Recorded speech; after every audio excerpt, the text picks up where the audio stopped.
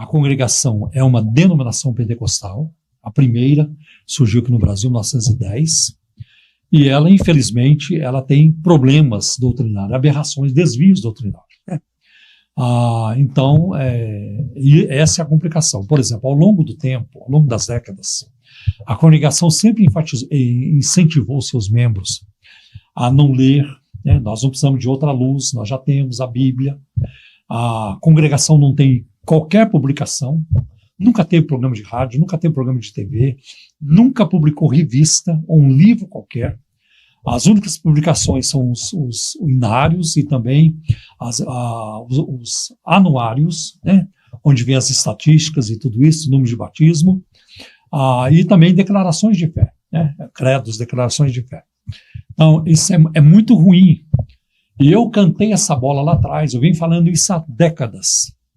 A congregação não vai se dar bem. Quando surgiu a internet, eu falei isso. Vai ficar ruim para a congregação. Por quê? Não tem como você segurar os membros dentro de quatro paredes e eles não enxergarem em lugar nenhum. Porque os membros da congregação, jovens e outros, estão indo para as universidades. E eles estão aprendendo. O mundo está diante deles. E agora a internet escancarou este mundo, né? E um outro problema muito sério para a congregação nos últimos tempos é a própria internet. Porque antes as aberrações, as declarações estapafúrdias, erros doutrinários, colocações infelizes nas pregações, ficavam dentro de quatro paredes. A Irmandade perdoava tudo isso. A internet não perdoa. Então hoje eles estão falando na internet. Aí mesmo que eles retirem o vídeo, né, alguém já pegou. Caiu na internet, não tem mais jeito. É verdade. E eles estão sendo expostos, né? É muito triste quando eu ouço, por exemplo, um ancião da congregação, alguém falando na internet que ele vai expulsar o demônio do estudo bíblico, né? Porque a congregação não incentiva isso. Da sua liderança ela não incentiva. E outras questões, é revelação, é muito voltado para a pessoa, problemas imediatos, né? Por exemplo, os crentes, eu desenvolvi minha vida espiritual ouvindo isso, porque os familiares da minha esposa são todos da congregação. Eu tenho uma relação muito boa com eles, né? Mas eu ouvia isso, né? Que lá na congregação a comida é fresca, sai na hora, não é comida amanhecida, requentada, que você prepara e leva para o culto, né? Então ela com problemas imediatos. Eu vi isso muitas vezes, porque eu já fui na congregação várias vezes. Você, meu irmão, que está com seu pai doente lá no hospital, não se preocupe, o Senhor já enviou o seu anjo. Muitas vezes eu vi pegar um texto e falar outra coisa. Tem nada a ver com o texto, né? Então, às vezes eles acertam. Há pouco tempo eu fui num funeral de familiares, era da congregação, muita gente, muitos irmãos, e o ancião que pregou no funeral, isso foi há pouco tempo, ele pregou uma mensagem evangelística, eu acho que ele foi muito inteligente, e pregou uma mensagem bíblica. Ele foi muito feliz na sua pregação. Tá? Mas muitas vezes são aberrações e tudo isso. Então a congregação ela não se mistura com outra denominação, não tem intercâmbio.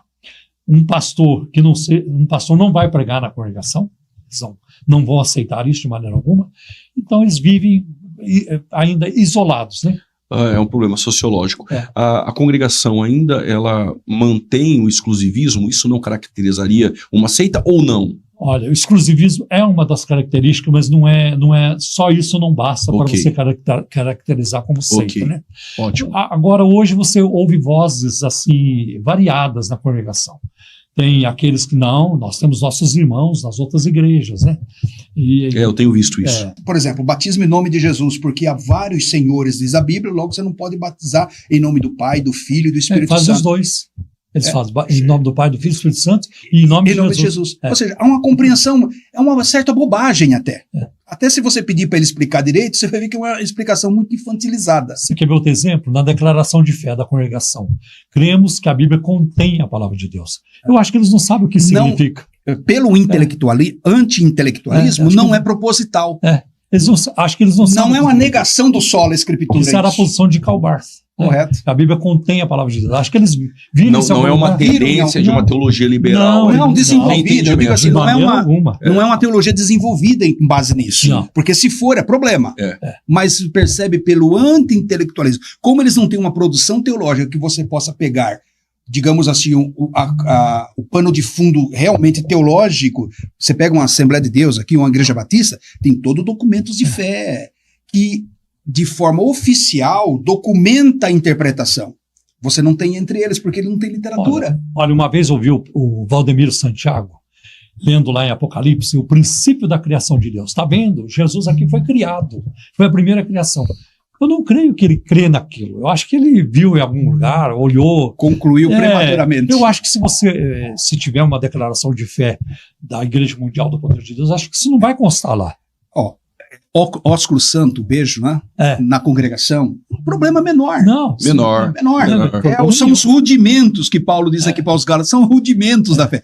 Mas o rebatismo é um problema teológico, porque é uma negação de uma obra da graça. De uma obra da graça e de uma declaração de fé. Efetuada anteriormente. Então isso é problema. É problema talvez mais para quem se rebatiza. Por negar a confissão que fez no ato batismal, que é uma ordenança. Para a instituição, acho que é grave. Eu ia citar aqui também como grave o calvinismo, mas tudo bem, deixa para lá.